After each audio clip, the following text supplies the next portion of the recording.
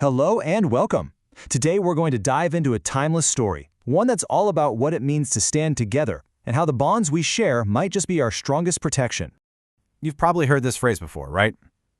Well, it's not just some nice, hopeful saying. It's actually an ancient piece of wisdom. It's a promise of community, a promise that speaks to a fundamental truth about where our real strength comes from, our ability to protect each other. So, to really get the weight of that promise, we're going to explore a classic fable that breaks this idea down in a way you won't forget. It's a story of strength, of strategy, and, yeah, a pretty painful lesson.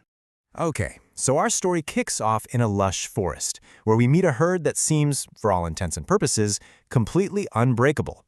And their power? Well, it wasn't what you might think. So picture this. You've got three magnificent bulls, one white, one red, and one black, all grazing together. But they weren't just sharing the same field. They were a team. They operated like a single, powerful unit. Yeah, only three of them. But together, they were an absolute force of nature. They had this aura of invincibility about them. And look, this wasn't just talk.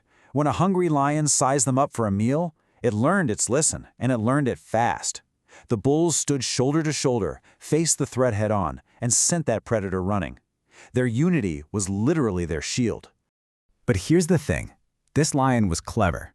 It realized that what it couldn't beat with claws and teeth, it might be able to take apart with something a lot more subtle and a whole lot more dangerous: words.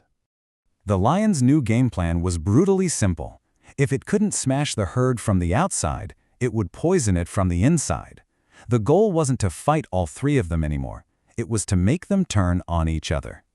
And the manipulation was genius, in a dark way. The lion went to the red and black bulls, not as a predator, but pretending to be a friend. It whispered, "Hey, you two are my allies. I'm only after the white one." It framed the white bull as the other, the odd one out. The intent here? It's as old as time. Divide and conquer. And you know, the tragedy of this whole thing is that the lion's whisper, it worked. That tiny seed of doubt was planted, and the unbreakable herd started to crack. This is where the story takes a really dark turn. It all happened step by step, and it began with that very first betrayal. The red and black bulls, they chose to believe the predator over their brother.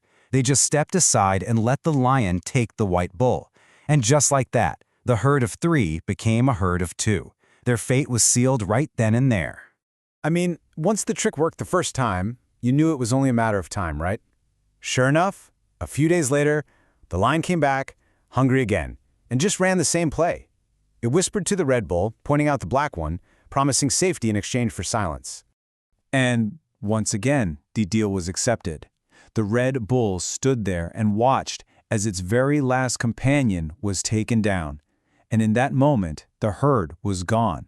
All that was left was one bull, totally, utterly alone, and completely defenseless. It's only now, in these final moments, that the last remaining bull has this devastating realization, an epiphany that comes far, far too late. When the lion finally came for him, the red bull said something absolutely haunting. He didn't say, "I am being eaten now." He said, "I was eaten the day the white bull was eaten." He finally understood it. His physical end here, that was just a formality. His true demise happened the very moment the herd's unity was broken. The second they betrayed one of their own, they were all living on borrowed time. The end was already a done deal. So you get it, right? This isn't just some story about bulls and a lion. It's a powerful metaphor for our own lives and for why it is so crucial to protect our own herds.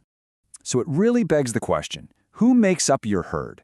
Who are the people you stand with, the ones who stand with you and form that unbreakable bond? For most of us, that first and most fundamental herd is our family. They're our first line of defense. They're the people who are supposed to stand with us, no questions asked. It's within those family bonds that we first learn what it means to be protected. And without that strength, we risk facing this world completely on our own. So the lessons from the herd are crystal clear. Unity is our greatest strength. Division makes us vulnerable. It's a reminder that a threat to one member of our family is really a threat to all of us. Because without these bonds, we truly are alone.